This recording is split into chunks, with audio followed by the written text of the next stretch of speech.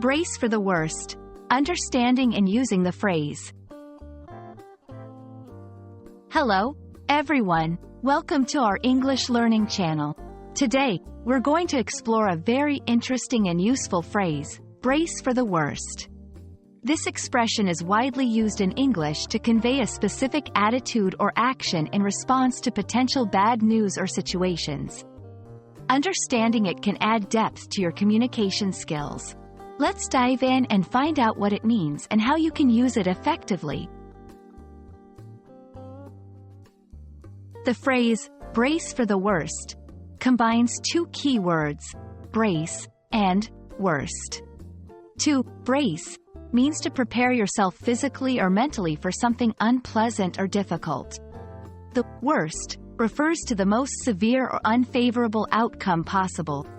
When put together, this phrase means to prepare yourself for the most severe outcome in a situation, often when hoping for the best but acknowledging that the outcome might be bad. Using brace for the worst in conversation or writing can help you express concern or caution about future outcomes. It's often used in situations of uncertainty or risk, where the outcome is not yet known but could potentially be negative. For example, before the announcement of exam results, a student might say, "I'm bracing for the worst." In the context of a medical test, someone might comment, "We're hoping for good news, but we're bracing for the worst." This phrase can also be used to advise someone to prepare for a possible negative outcome, emphasizing the importance of being mentally or physically prepared for any situation. Let's look at some examples of brace for the worst, used in various contexts. In news reports, with the hurricane approaching, residents are bracing for the worst. In business, given the market's volatility, investors are bracing for the worst this quarter. In personal life, with the surgery scheduled for tomorrow, we are bracing for the worst, while still hoping for the best.